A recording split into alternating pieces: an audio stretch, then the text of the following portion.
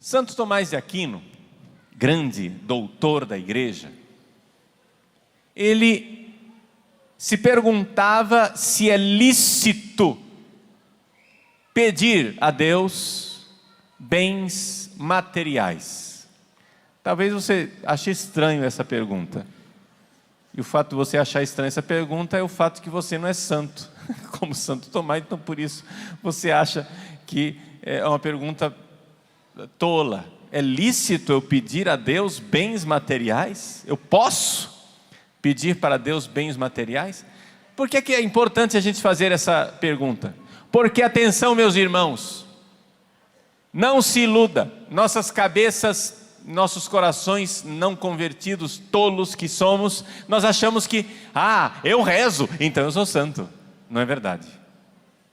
Se você reza, cuidado, o próprio ato de rezar pode ser um pecado. Atenção, é importante, porque tem gente que acha que porque reza, não peca. Mas se você não rezar direito, se você não rezar como deve, você pode, no ato de rezar, estar desagradando a Deus, estar cometendo um grave erro, um grave pecado. Vamos dar um exemplo muito óbvio.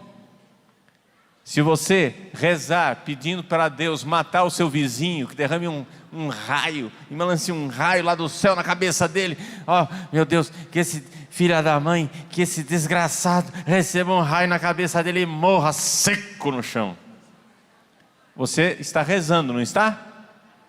Mas a própria oração é um pecado, não é verdade? Então a pergunta é: o que é lícito pedir? Essa é a pergunta de Santo Tomás. O que é que eu posso pedir para Deus? Porque eu posso estar pedindo algo que desagrade e que ofenda a Deus. Algo que não seja bom. É como se dissesse assim: você é casado, sua esposa chega e diz para você: meu bem, hoje é seu aniversário, peça o que quiser que eu vou te dar, porque o meu coração, amante de esposa, eu te darei tudo o que você quiser. E você diz para ela: eu quero uma mulher nova. Esse pedido é uma ofensa, não é verdade? É uma ofensa. Então, nós às vezes pedimos coisas que não são lícitas. O pão nosso de cada dia nos dai hoje. Vamos analisar essa realidade.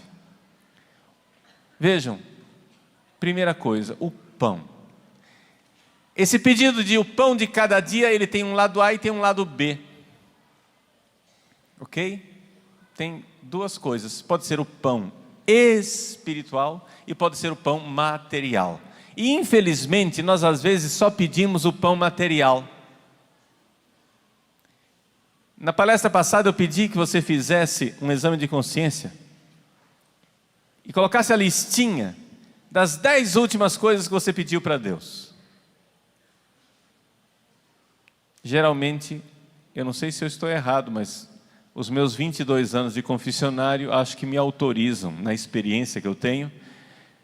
Eu não quero ser presunçoso, mas eu gostaria de arriscar e achar que, para a maioria das pessoas, essa lista é composta de coisas materiais. Coisas para este mundo. É um que quer ganhar na Mega Sena acumulada, é outro que quer a saúde de volta, é outro que quer o bem-estar, o outro quer uma casa, o outro quer pagar uma dívida, o outro quer resolver uma dor de cabeça, o outro quer resolver outro problema, sei lá o que, etc e tal. E nós pedimos coisas materiais. Aqui vem a pergunta: você acha que você está agradando a Deus pedindo essas coisas materiais? Essa é a pergunta que Santo Tomás fez. É lícito pedir a Deus coisas materiais? A resposta de Santo Tomás é católica, maravilhosa, um equilíbrio extraordinário. Ele podia ser desequilibrado e ser um pagão e dizer assim: claro que não, porque a matéria é uma coisa horrível, a matéria apodrece, então nós não podemos pedir a Deus nenhuma graça material. Pronto, acabou, ótimo. e estaria errado. Ele podia ser desequilibrado do outro lado e dizer assim: claro, você pode pedir os bens materiais, ao final das contas é isso que importa. Você vai lá num terreiro de macumba, o que é que eles pedem? Bens materiais. 99,9999% dos pedidos são materiais, são coisas materiais. Eu quero a minha namorada de volta. Eu quero ganhar na Mega Sena. Eu quero etc e tal.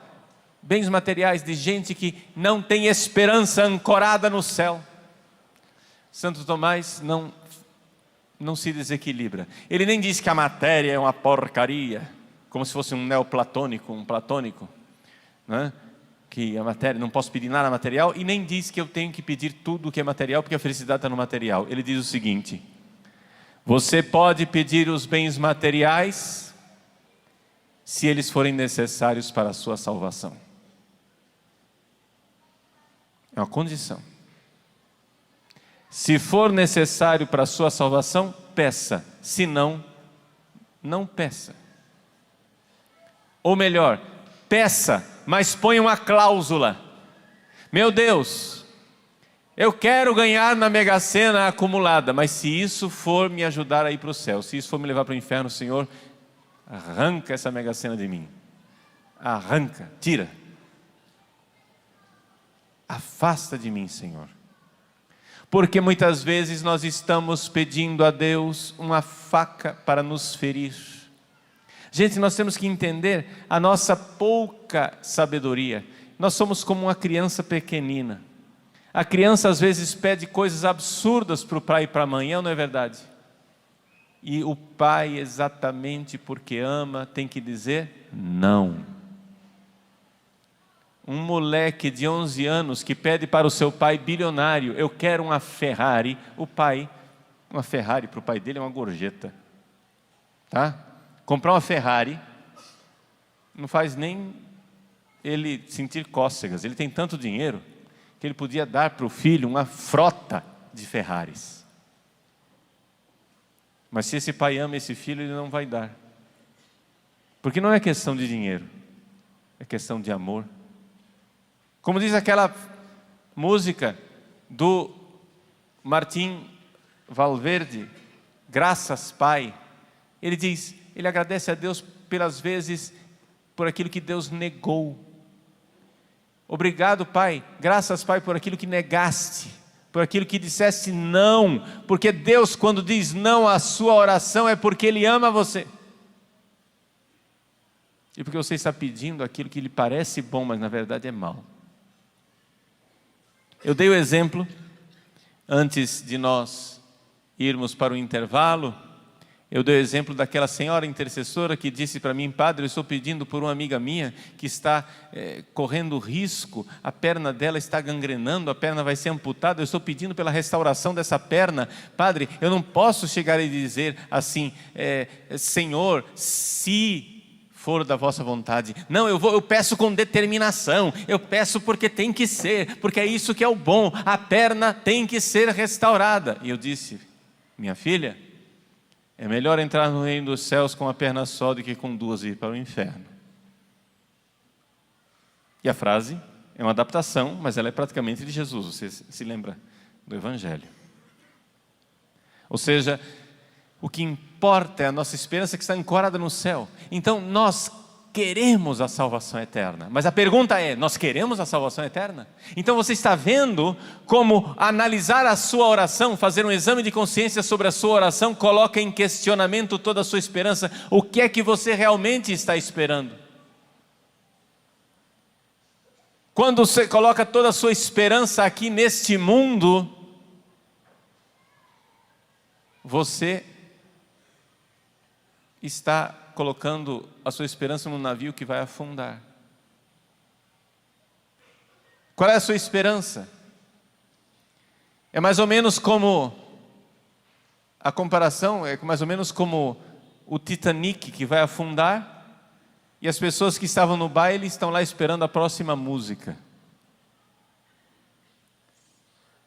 Ou seja, a orquestra está tocando, música é coisa boa, maravilhosa. A orquestra está tocando e está todo mundo, mais uma, mais uma, mais uma, mais uma. A orquestra diz, não, o navio está afundando. Para de ser desmancha prazer, nós queremos mais uma. O navio está afundando, gente. Existe algo mais importante do que aquilo que você está pedindo. Nós às vezes, por falta de verdadeira esperança cristã, somos como animais que têm uma viseira, assim, tapas, que estão impedindo que a gente veja. Corações ao alto, eleva o teu olhar para o alto, lá onde está a nossa esperança. Por isso a nossa oração deve ser elevada. Primeira coisa, devemos dar glória a Deus. Depois devemos pedir a nossa salvação. Depois devemos pedir que a vontade de Deus se realize na nossa vida. E aí pedirmos os meios para realizar essa vontade. Os bens materiais são meios necessários, mas sempre condicional, se for para a nossa salvação. Então, como eu disse, o pão nosso de cada dia nos dai hoje tem um lado A e um lado B. O lado A, o principal, é o pão espiritual. Você já pediu a Deus que nunca nos falte a Eucaristia?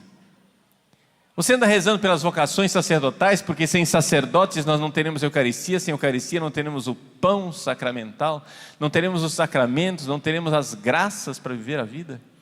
Você pede o pão de cada dia. Você pede a fidelidade dos pregadores da palavra de Deus para que eles realmente preguem a palavra de Deus e não uma contrafação, não uma coisa, um embuste, não um engano, mas preguem a autêntica palavra de Deus, o pão de cada dia. O que seria de nós se todos os pregadores da face da terra começassem a pregar suas palavras, suas ideias e não a palavra de Deus? O pão de cada dia, peça a Deus. Mas você vai chegar e dizer assim, mas padre, pera lá, agora o senhor se contradisse. Não, pera lá, agora não. O senhor disse que não adianta querer mudar a vontade de Deus, porque a vontade de Deus é boa, a vontade de Deus é ótima, portanto na oração eu não devo querer mudar a vontade de Deus, eu que tenho que mudar a minha vontade, seja feita a vossa vontade. Ora, se eu vou fazer a vontade de Deus, se eu vou fazer aquilo que Deus quer, então por que é que agora eu vou ficar pedindo coisas se Deus já está querendo? Deus já está querendo, eu vou pedir o quê? Deus já quer. Então não adianta pedir, não adianta rezar, não adianta falar, porque Ele já vai fazer o que Ele quer. Não, gente. Santo Tomás, mais uma vez, resolve nosso problema.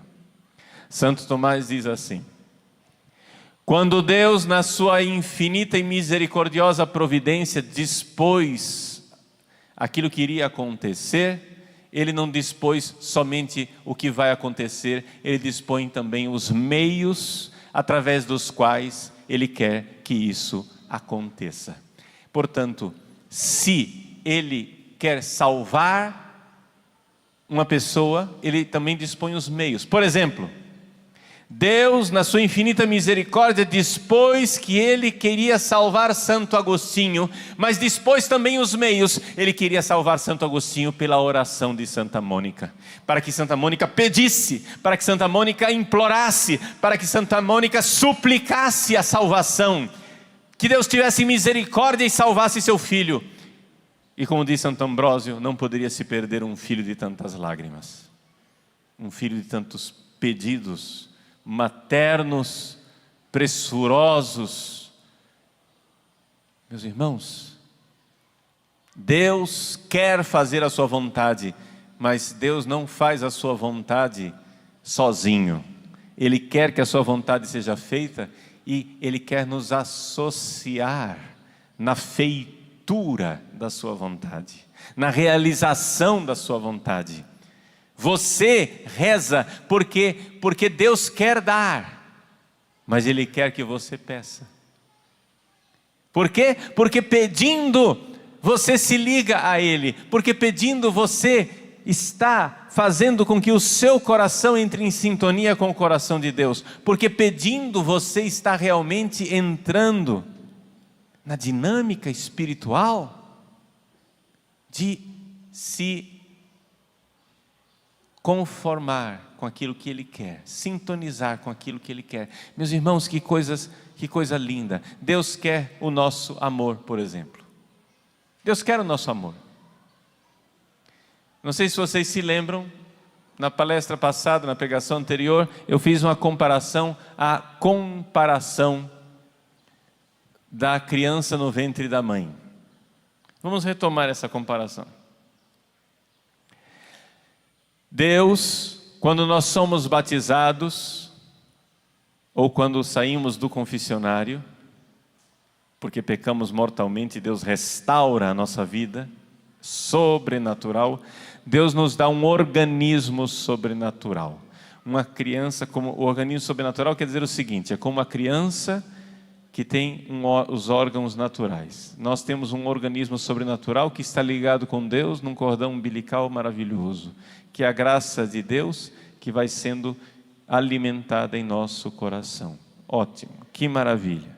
A amizade com Deus faz isso. A gente está unido a Ele. Então, quer dizer que quando eu acabei de ser batizado, ou quando eu saí do confessionário, Deus já infundiu em nosso coração, por exemplo, a virtude da caridade. Você quer amar a Deus de todo o coração, com toda a sua alma, com todo o seu entendimento? Diz amém. Então você quer ser santo, você quer amar a Deus de verdade? Muito bem. Esta caridade, se você está em estado de graça, em amizade com Deus, você já tem esta caridade no seu coração. Já está aí. Mas se você não tem, atenção, se você não está em estado de graça, se você está na inimizade de Deus, se você está no pecado mortal, novamente, toma vergonha na cara e vai confessar. Se arrependa dos seus pecados e confesse. Mas se você está em estado de graça, essa caridade já está aí. Você já tem a virtude da caridade, o mesmo amor por Deus que está no coração dos santos, dos mártires, de Nossa Senhora, está aí no seu coração. Aí você pergunta, padre, tudo bem, entendi, eu tenho, mas por que é que eu não vejo? Por que é que eu não amo? Por que é que eu não realizo atos de amor? Resposta. Já vimos, porque você precisa pedir. Peça o pão espiritual das graças divinas. Peça a Ele. Você precisa de um ato divino que pegue essa caridade que está aí e faça virar realidade. Então você precisa na sua oração dizer, meu Deus, eu não quero somente dizer que eu vos amo com os meus lábios, eu quero dizer que eu vos amo com a minha vida. Amar de verdade. E Deus nos visita. As graças atuais são visitas de Deus. Deus está visitando você agora durante essa pregação. Se eu estou aqui falando as coisas para você e você está sentindo que o mundo interior está sendo iluminado, você está entendendo que você já tem o amor, mas você precisa amar. Você está se sentindo chamado a amar Deus cada vez mais. Se você agora, nesse momento desta pregação, você está realmente recebendo este chamado de amar a Deus cada vez mais, você está sendo visitado pela graça de Deus agora. É a graça atual, está acontecendo. Deus nos visita em graças atuais. Isso é fruto da oração da igreja. É Nossa Senhora que reza, são os santos que rezam, são as pessoas do mundo inteiro que rezam e você recebe a graça. Então agora vai e reza você também para que outros recebam a graça. Vamos viver a nossa vida de oração para que a gente vá recebendo graça sobre graça e vá crescendo, e esse organismo espiritual possa crescer até a plenitude de Cristo, até a estatura de nosso Senhor, e nós possamos amá-lo e amá-lo verdadeiramente. A graça de Deus está aí na sua vida. E aqui que vem uma coisa importante. Muitas vezes pode acontecer que a graça de Deus que visita você seja uma tribulação. Aqui é que vem o problema. Acampamento Fortes na Tribulação. Vamos falar de tribulação. A graça de Deus não é somente quando você reza e recebe consolações espirituais. A graça de Deus pode acontecer numa desgraça aparente.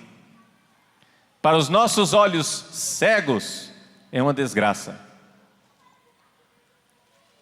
Para os nossos ouvidos moucos, é um silêncio de Deus.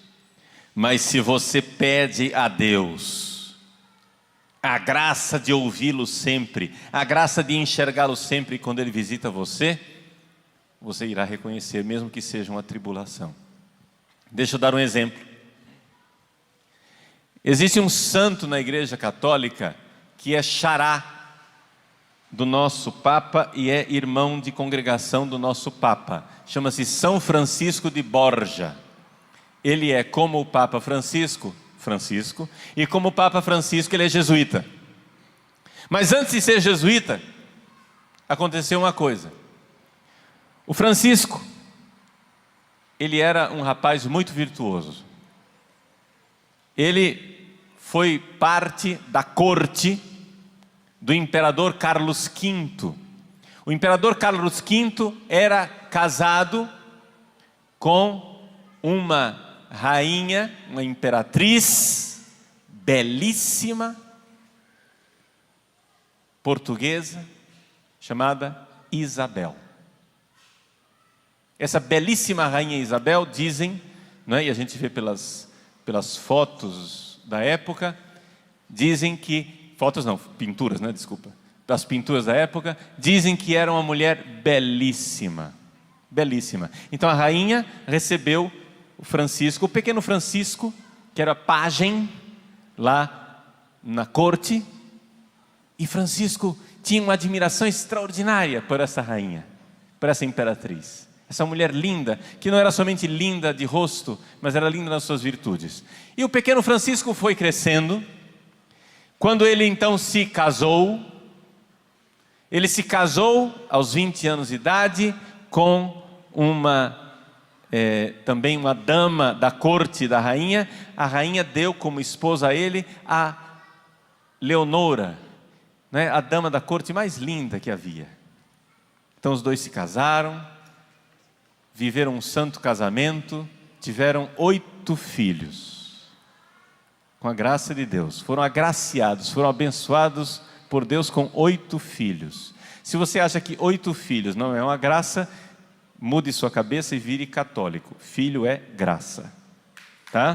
Filho é graça. Filho não é desgraça. Filho não é coisa ruim. Se converta.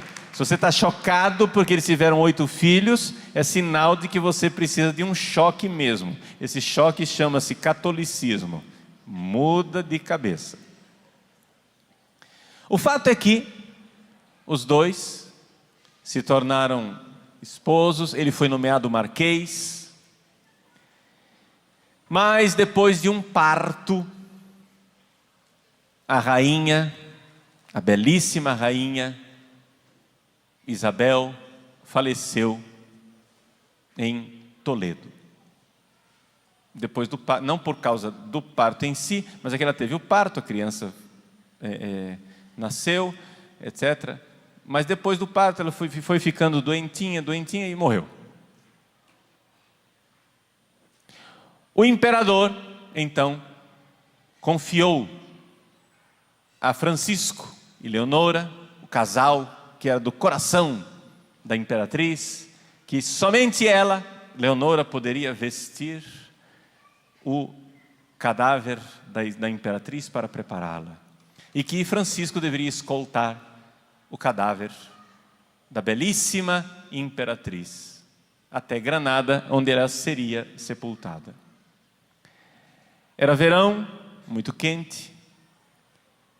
Fizeram todo o cortejo fúnebre. Quando finalmente o corpo da imperatriz ia ser sepultado, cabia a Francisco a graça, digamos assim, ou seja, a honra de reconhecer os espólios da imperatriz, reconhecer o corpo dela antes de ser sepultado, para dizer, é ela mesma, esse corpo aqui. Abriram o caixão. E ela estava tão decomposta, tão desfigurada. O cadáver estava tão horrível que todo mundo, quando abriu a tampa do cadáver, do caixão, todo mundo saiu porque o cheiro era insuportável. Francisco ficou ali diante daquele cadáver decomposto, daquele rosto comido de vermes, e disse para si mesmo: onde está a minha imperatriz? Onde está a minha bela rainha, a quem eu devotei os meus dias de serviço? Onde está aquele rosto que tantas vezes eu admirei e contemplei? E dali para frente ele jurou para Deus que nunca mais serviria um rei mortal, mas somente serviria o rei que não morre, o rei que está no céu.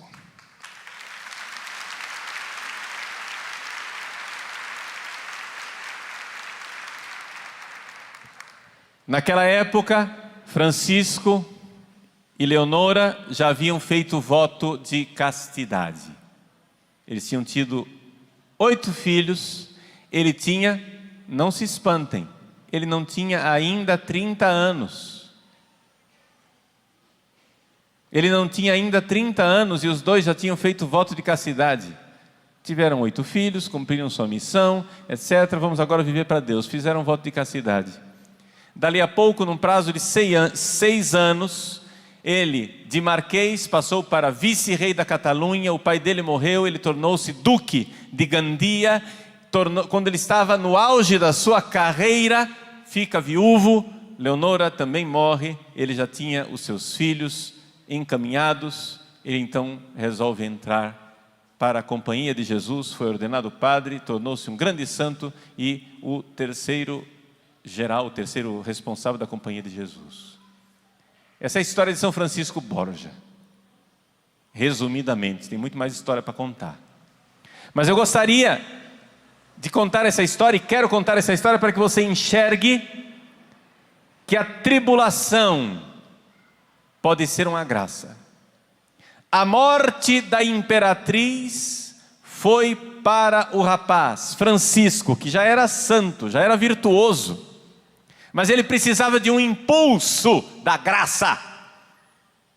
Ele precisava de um impulso da graça. Ele tinha uma carreira política, ele tinha uma carreira humana.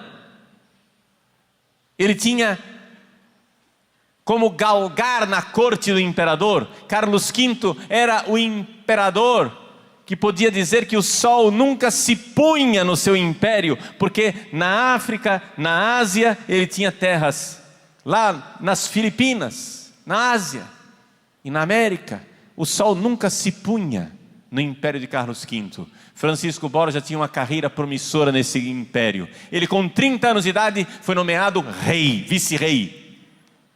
Ele podia ser grandioso. Não servirei a um rei que morre. Vejam como a morte, que é uma desgraça, a morte, que é uma coisa ruim, tornou-se o momento da graça.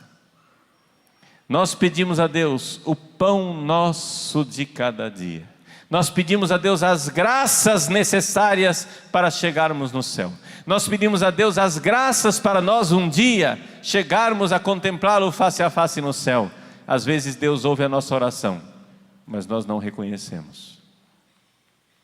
Às vezes Deus permite que a morte, a dor, a tribulação sejam a misericórdia que bate à sua porta. Meus irmãos, a misericórdia de Deus é como uma árvore. Essa árvore ela tem vários galhos, mas alguns galhos a gente não quer reconhecer. É por misericórdia de Deus que eu existo, é por misericórdia de Deus que eu recebo o perdão dos pecados, é por misericórdia de Deus que eu tenho os sacramentos, a fé, a igreja, as virtudes, é por misericórdia de Deus que eu tenho o alimento, a vida, o ar para respirar, a natureza belíssima para contemplar, é por misericórdia de Deus que eu tenho tudo, mas é também por misericórdia de Deus que nós somos castigados. Nossa, padre, que é isso? Deus castiga? Mas padre, Deus é amor? Deus é misericórdia? E eu digo, é verdade, Deus é amor e misericórdia, mas exatamente porque é amor e misericórdia, Ele castiga. Quem é pai ou mãe aqui, levanta a mão. Você já colocou o seu filho de castigo? Porque você odeia seu filho. Por que você colocou seu filho de castigo? Ó mãe malvada, ó pai cruel, porque você o odeia? Não. E se seu filho fizer bico e disser, eu estou com raiva de você, eu não quero saber de você, eu não amo mais você, você vai tirar o castigo? Não, porque você ama, mesmo quando o seu filho não compreende o seu amor. A tribulação pode ser um momento da graça de Deus visitando a sua vida. Deus pode estar batendo à porta. São Máximo, confessor, um grande santo da igreja, que viveu no primeiro milênio, século VII, São Máximo disse assim: os idiotas clamam a misericórdia o dia inteiro, quando ela se manifesta não a reconhecem.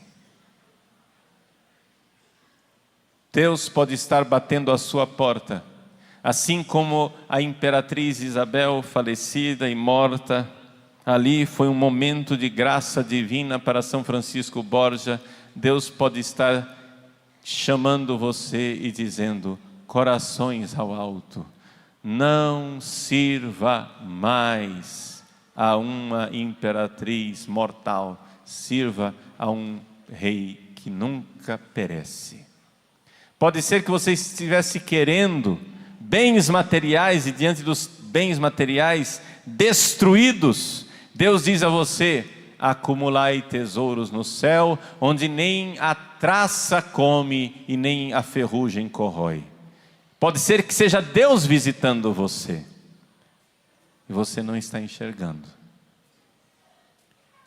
Quantas e quantas vezes eu já ouvi confissão de pessoas, senhoras, por exemplo, atribuladas, mães de família, que dizem assim, padre, eu rezo tanto pela conversão da minha família, e minha família não muda nunca, e eu só vejo as coisas precipitando, e cada vez piores, e eu digo, minha filha, você tem certeza que você está rezando pela conversão da sua família? Ela disse, estou, padre.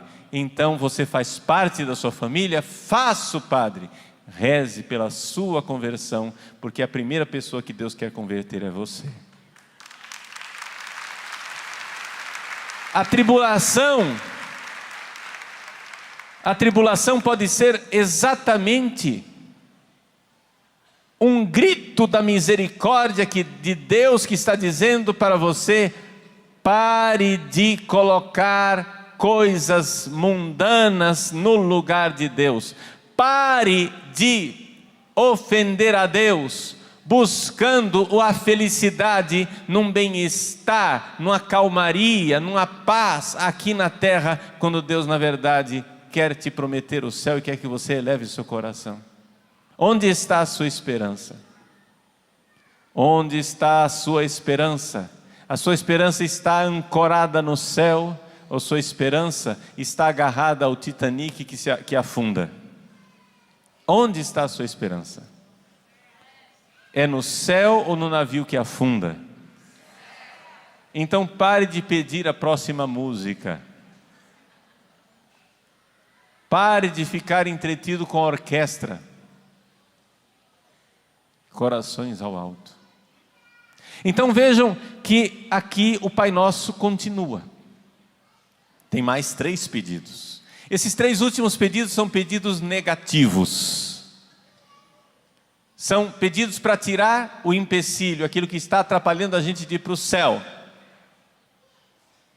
Primeiro empecilho, o mais radical de todos, o que realmente pode fechar a porta do céu para nós, é o pecado.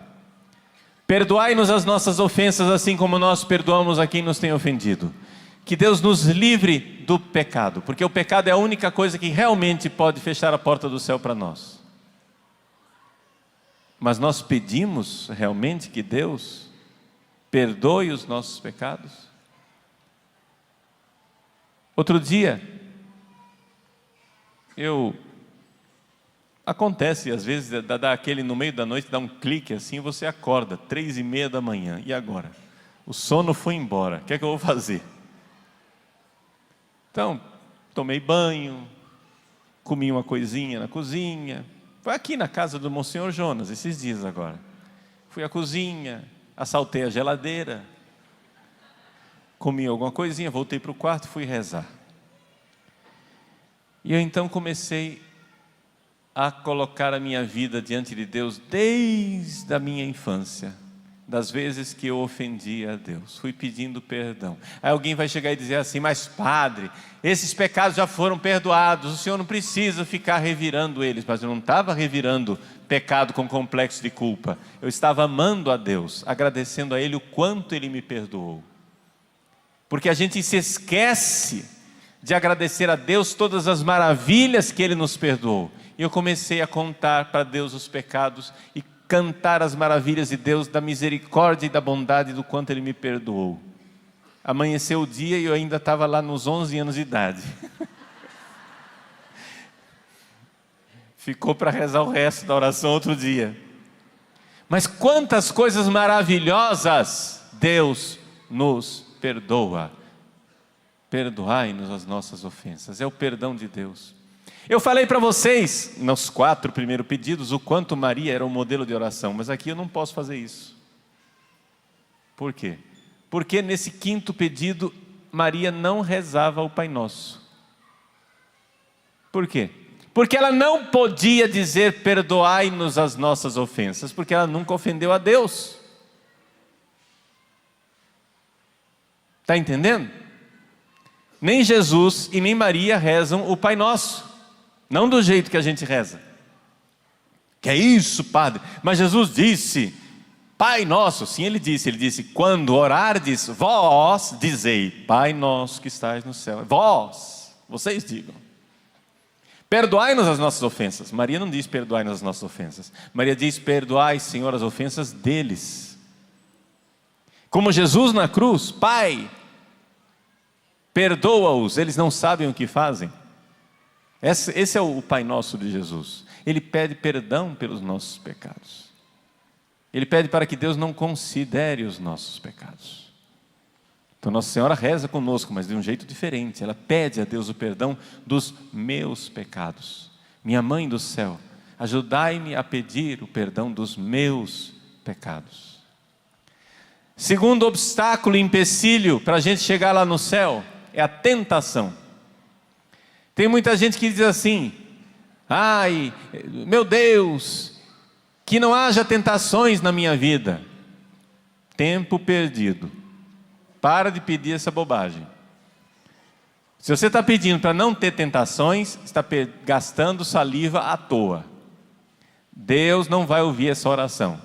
Deus ensinou a gente não ter tentações. Ensinou a não nos deixeis cair em tentação. Ou seja, que a tentação vai haver, mas que a gente não caia. E por que é que Deus permite a tentação, padre? Chegamos ao coração do nosso acampamento. A palavra tentação, peirasmos, tem um outro sinônimo também, muitas vezes, no dia a dia da vida, que é a tribulação, tlipsis. Ou seja, a tentação pode ser feita, uma tentação pelo diabo, para que você caia e peque. Mas pode haver um tipo de tentação que não vem do diabo, não é essa que Jesus fala no Pai Nosso, mas em todos os casos, só para esclarecer, existem as provações, as tribulações, que são um convite a nós sermos melhores. são um convite a nós amarmos mais. Então, quando a gente vê que existem tribulações que são um convite de Deus para nós amarmos mais e sermos mais generosos, nós então entendemos por que é que Deus permite que o diabo nos tente. Por que é que Deus, que é bondoso, misericordioso, amoroso, permite que esse coisa ruim, né, esse tinhoso, esse encardido, como dizia o Padre Léo, fique escorraçando a gente? Porque Ele quer ver o nosso amor. A gente mostra o amor quando a gente luta por uma pessoa, é ou não é verdade? As pessoas que você ama são as pessoas pelas quais você lutou. É a famosa história de Santo Antão, narrada na vida escrita por Santo Atanásio. Santo Atanásio escreveu a vida de Santo Antão. Santo Antão era um padre do deserto que vivia, né, dedicando sua vida de oração como eremita, sozinho no deserto. Um dia Antão foi atribulado terrivelmente por Satanás. O diabo apareceu para ele em forma de mulher, e Antão clamou a misericórdia de Jesus. A mulher foi embora. Aí apareceu em forma de touro, de tigres, de cobras, de répteis, etc. E o alarido foi tão grande, que conta Santo Atanásio, que a confusão daquela tentação foi tão terrível que até a parede desabou. E Santo Antão ficou lá, firme, rezando e pedindo misericórdia. Quando as tentações passaram e o diabo foi embora, Jesus apareceu. Aí Santo Antão olhou para Jesus assim e disse: bonito, né? Bonito para sua cara, agora que você vem aparecer. Bom, Santo Antão não disse isso de forma irreverente, como eu estou dizendo aqui. Ele disse de forma mais educada. Santo Antão disse assim: Senhor, onde estáveis quando eu mais precisei de vós?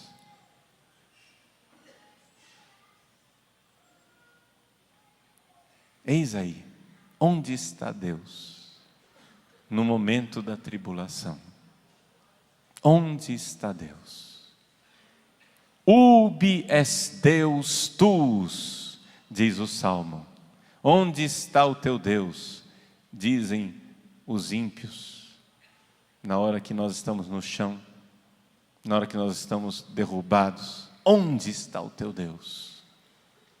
Jesus então olhou para Antão e disse: Antão, eu estava o tempo todo aqui, mas eu queria te ver lutar.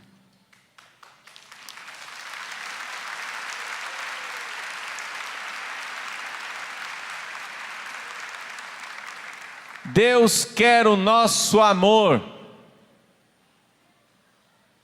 Deus, Criador do céu e da terra, de todas as coisas visíveis e invisíveis, pode tudo criar, mas tem uma coisa que Ele não pode fazer: é nos obrigar a amar.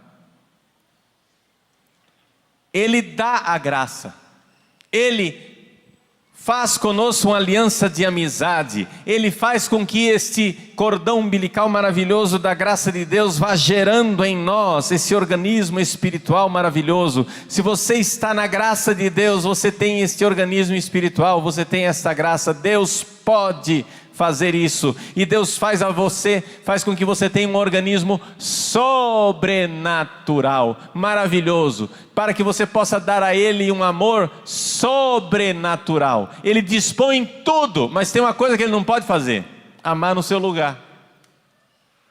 Ele dá a graça de nós amarmos, mas Ele não vai amar no nosso lugar. Isso aí depende de nossa liberdade. Por isso, joelho no chão e peça: meu Deus, eu quero a graça de vos amar.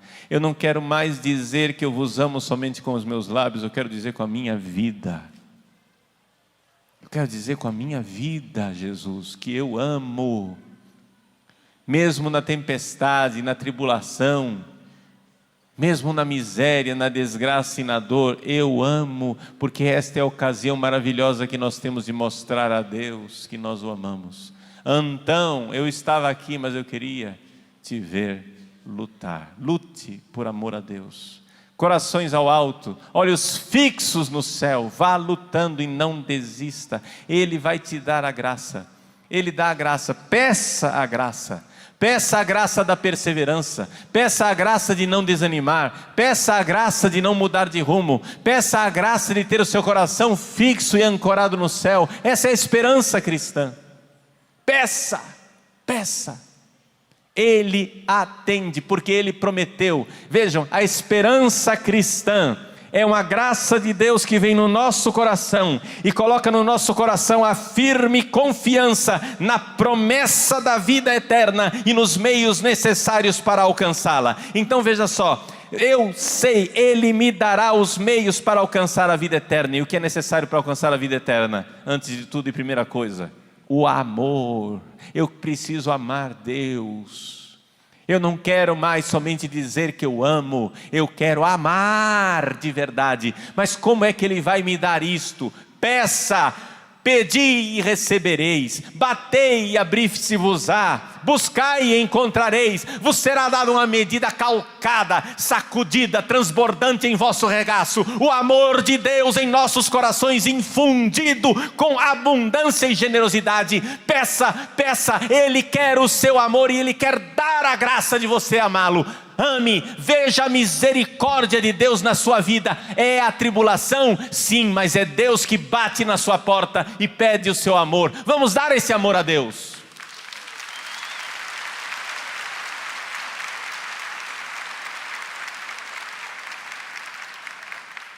Todos os grandes santos e santas de Deus viveram um momento de túnel escuro. Todos os grandes santos e santas de Deus, seguindo o modelo que é Maria, viveram o sábado santo, o momento da solidão terrível e avassaladora, em que parecia que a fé havia desaparecido do meio da terra. E aí Maria é nosso modelo. Ela que não se deixou abalar pelas tentações demoníacas, ela que não tergiversou, ela que não perdeu a esperança, ela que não se abalou, ela é verdadeiramente a nossa esperança. Spes nostra salve, nossa esperança, ela é verdadeiramente a mãe da esperança. Quando Cabral entrou nas suas caravelas, lá em Portugal, o rei, que era, aliás, pai da imperatriz Isabel, o rei entregou a Cabral o estandarte real da Ordem de Cristo e a imagem de Nossa Senhora da Esperança. A imagem de Nossa Senhora da Esperança é uma imagem com Nossa Senhora com a criança num braço e no outro braço a pomba do Espírito Santo. O Espírito que gerou o Filho em Maria. Os dois braços de Deus, os dois paráclitos de Deus, como diz Santo Irineu de Lyon, Deus Pai, para nos salvar, Ele envia as duas mãos, os dois braços de Deus enviados ao mundo, são os dois paráclitos, o Filho e o Espírito Santo. Maria, a mãe da esperança, tem nos braços os dois paráclitos, os dois intercessores, os dois defensores, os dois advogados, Jesus e o Espírito Santo. Cabral trouxe esta imagem feita de pedra para o Brasil. E quando, no dia 22 de abril, se celebrou, 22 ou 23, agora a história me veio um lapso na memória. 21 descobrimento, mas depois a primeira missa, acho que é 23. Quando teve a primeira missa, olha lá no livro de história e confere, a data não importa. Quando teve a primeira missa no Brasil, eles então ergueram o altar e estava lá no altar a imagem de Nossa Senhora da Esperança. A esperança que ajudou Cabral a transpor os mares, a atravessar o mar tumultuoso e perigoso para chegar até as praias desta terra da Santa Cruz. Meus queridos, minhas irmãs, meus irmãos, também nós entremos na nau Capitânia junto com Cabral para fazer a travessia do mar desta vida. Também nós carreguemos conosco a Senhora da Esperança, a Senhora da Boa Esperança, aquela que é a advogada nossa, aquela que intercede por nós, porque se você é fraco na sua oração, ela intercede por você, ela está com os dois paráclitos, abraçada com os dois paráclitos, que os seus braços de mãe sejam verdadeiramente um sinal destes dois advogados que nós temos junto de Deus, Jesus e o Espírito Santo. Deixe-se abraçar por Nossa Senhora, deixe-se abraçar pela Mãe da Esperança, deixe-se abraçar quando toda a esperança humana tiver desaparecido, quando até aquela pequena mecha que fumegava desapareceu debaixo de um balde de água fria, quando você já nada espera, saiba, ela espera contra toda a esperança, ela é a Virgem da Boa Esperança, ela não deixa você jamais, está com você no mais fundo do abismo e da escuridão da sua vida. E ela é modelo de nossa esperança. Por isso, a esperança nos coloca diante de uma grande pergunta, e com isso eu concluo essa pregação. Quem sou eu? Ou seja, para responder o que é que eu posso esperar de Deus, eu tenho que responder: quem sou eu? O que é que eu estou fazendo nesse mundo? Qual é a minha finalidade? Eu estou aqui fazendo o quê? Eu vim aqui de férias. Esse mundo é o quê? É um balneário? É uma estação de férias em que nós estamos aqui nesse mundo para passar um belo tempo de felicidade e alegria, um paraíso terrenal, um paraíso terrestre, em que nós estaremos muito bem, obrigado, volte sempre, protegidos por Deus em todas as circunstâncias, vivendo uma prosperidade. É isso que nós somos? Jesus por acaso prometeu a alguém a prosperidade aqui nesta terra? Ou ele disse: se você quer me seguir, para lá, para o céu, renuncie a você mesmo, dia após dia, quer dizer, todos os dias, tome a sua cruz e me siga. Tome a sua cruz e me siga para o triunfo do céu, a glória do céu, a beleza do céu, quando nós veremos Deus face a face e veremos a Virgem Maria no seu triunfo de glória. Outro dia, me perguntaram: Padre Paulo, me diga uma coisa, no céu, quando a gente ressuscitar, corpo e alma, nós vamos ter roupa ou nós não vamos usar roupa? Ou seja, nós vamos ter roupas, como Adão e Eva tiveram roupas por causa do pecado original, né? Foram tecidas roupas para eles, de pele, para esconder as suas vergonhas. Isso é consequência do pecado original. Se a roupa é consequência do pecado original, então no céu a gente não vai ter roupa. Por quê? Porque no céu não vai precisar, não tem a vergonha do pecado original. Mas que indecência também, no céu todo mundo pelado, não tem condições esse negócio. Ele vai ficar lá pelado, nu, com a mão no bolso? Não tem, né?